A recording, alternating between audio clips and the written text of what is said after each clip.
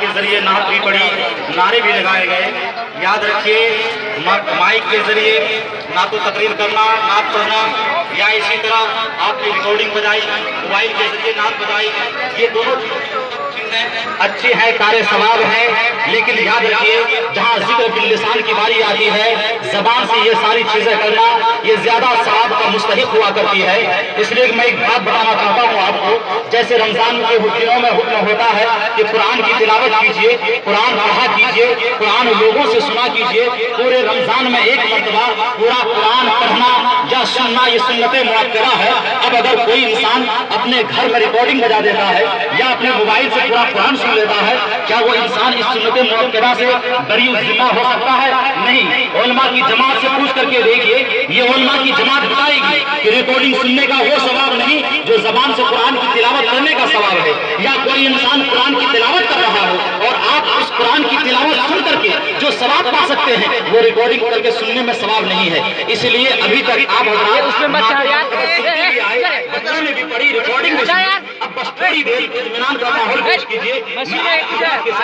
مکی سرکار نبی دو جہاں کی آمد کے تعلق سے کچھ بتانا چاہتا ہوں۔ آج کی شب، آج ربیع الاول کی 12 تاریخ کو ہمارے نبی نے دو جہاں محسن کائنات اس دنیا میں تشریف لائے۔ سب جانتے ہیں، اسلامی تاریخ سے شرف رکھنے والا ہر انسان جانتا ہے کہ ہمارے نبی کے آنے سے پہلے دنیا کے حالات کیا تھے۔ میں اس پر جانا نہیں چاہتا، صرف بتانا چاہتا ہوں جب ہمارے نبی اکرم علیہ السلام آئے، صحابہ نے عرض کیا یا رسول اللہ جب آپ نہیں آئے تھے ہمارے سماج میں کوئی وقت نہیں تھی، ہماری کوئی پہچان نہیں تھی، ہمیں کوئی جانتا نہیں تھا، ہم راہ سے بھٹکے ہوئے تھے، رشد و ہدایت سے کوسوں دور تھے، لیکن یا رسول اللہ جب آپ آ گئے ہمیں رشد و ہدایت کا ستارہ کہا جانے لگا، ہمیں جو کیا کہا جانے لگا، آسمان کے فرشتے ہمیں جھک کر سلام کرنے لگے۔ یا رسول اللہ جب آپ تشریف لے کر کے آ گئے، اسلام کا پیغام لے کر کے آئے، ایک خدا کا پیغام دیا تو رشد و ہدایت کا ستارہ ہمیں کہا جانے لگا، صراط مستقیم کا تعارف ہم سے کرایا جانے لگا۔ یا رسول اللہ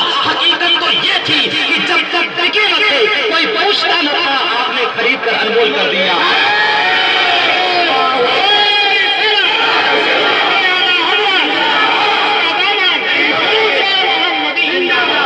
آج میں آپ لوگوں کو ایک میسج اور پیغام دینا چاہتا ہوں۔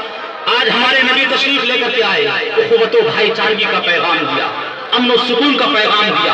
ایک دوسرے کو بھائی ایک دوسرے کا بھائی قرار دیا۔ نبی مکہ سے مدینہ ہجرت کر کے گئے، صحابہ کا مجموعہ ہوا، مہاجر صحابہ کا کوئی نہیں تھا، بے یار و مددگار ہے، گھر نہیں ہے، زمین و دولت نہیں ہے، مالداری نہیں ہے، کچھ بھی نہیں ہے، لیکن نبی نے وہاں انصار صحابہ سے کہا اے میرے انصار صحابہ تم اپنا اخلاق اور کردار پیش کرو، تم اپنا کیریکٹر پیش کرو، تم اپنے اس مہاجر بھائی کے لیے اپنے زمین کو بھائی بنا لو۔ انہوں نے بھائی بنایا ہی نہیں بلکہ اپنے زمین و جائیداد کے حصے تک دے ڈالے، اور یہیں تک بس نہیں، اگر کسی انصار صحابی کے نکاح میں دو بیویاں اگر ہوتی تو ایک بیوی کو طلاق دے کر کے عدت گزروا کر کے اپنے مہاجر بھائی سے شادی تک کرا ڈالا۔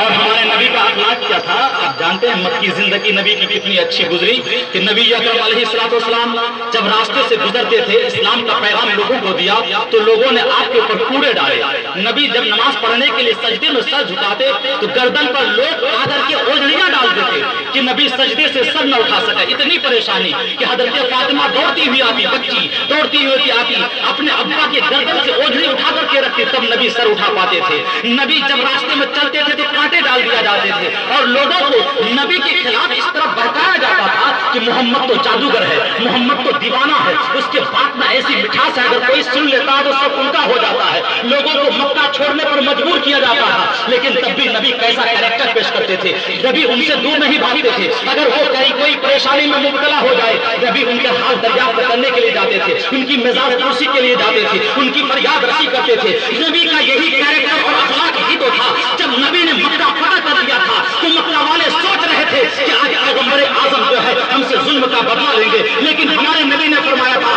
لا تثریب علیکم اليوم انتم الطلقاء، اے میرے بالو تم تو سوچ رہے ہو کہ تم سے ظلم کا بدلہ ظلم سے لیا جائے گا، لیکن تم سوچ لینا تم سے ملامت نہیں کیا جائے گا، تم سے مواخذہ نہیں کیا جائے گا، جاؤ تم سب کے سب آزاد ہو۔ نبی کا یہ کیریکٹر دیکھ کر وہ مکہ والے جو کلمہ اسلام سے نفرت کرتے تھے کلمہ پڑھ کر کے مشرف اسلام ہو گئے۔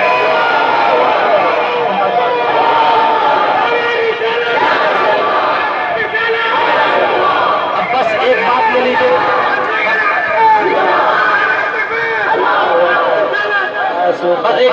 یہ جیسے ہم لوگ جلوس نکالتے ہیں، جھنڈے لگاتے ہیں، اس پر کچھ لوگوں کو اعتراض ہوتا ہے۔ 2 منٹ میں اس بات کی صفائی کر دیتا ہوں کہ آپ غور کیجئے گا، جب ہمارے نبی اکرم علیہ السلام تشریف لائے، لوگوں کا اعتراض ہوتا ہے کہ اس وقت صحابہ نے جلوس نکالا، جھنڈے لگائے۔ میں بتانا چاہتا ہوں، جب کوئی انسان دنیا میں تشریف لاتا ہے، ہم انسان ہیں، نبی اکرم علیہ السلام مکے کی سرزمین پر آئے، محمد ابن عبداللہ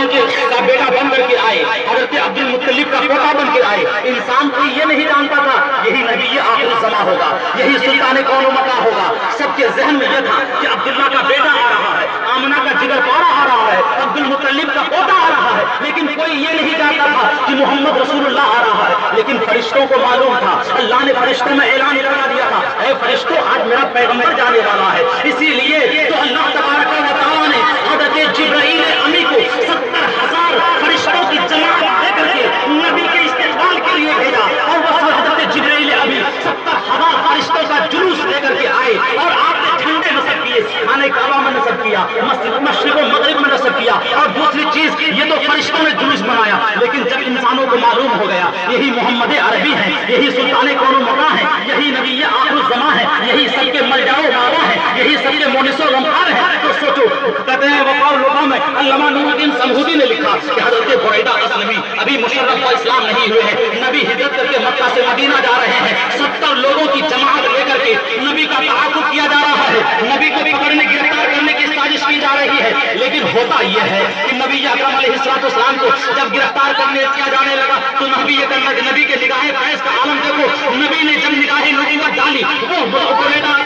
جو گرفتار کرنے کے لیے آ رہا تھا کلمہ پڑھ کر کے مشرف و اسلام ہو جاتا ہے۔ اس کے بعد نبی کی بارگاہ عرض کرتا ہے، یا رسول اللہ آپ مدینے میں داخلہ کیسے ہوگا؟ خالی ہاتھ نہیں ہوگا، جلوس کی شکل میں ہوگا، جھنڈوں کے ساتھ ہوگا۔ نبی نے فرمایا، اے بریدہ جھنڈا کہاں سے لاؤ گے، جلوس کیسے نکالو گے؟ حضرت بریدہ نے اپنے ساتھیوں سے کہا، اے میرے ساتھیوں اپنے سر کا امامہ کھولو، نیزے بند کرو، اور مدینے میں جلوس کی صورت میں داخل ہو۔ اور مدینے کے بچے، مدینے کے لوگ یہ صدا لگا رہے تھے، مرحبا یا مصطفیٰ، مرحبا یا مصطفیٰ۔ چھوٹی چھوٹی بچیاں نبی کے استقبال کے لیے گا رہی تھی، طلع البدر علینا من ثنیات الوداع وجب الشکر علینا ما دعا للہ تعالی۔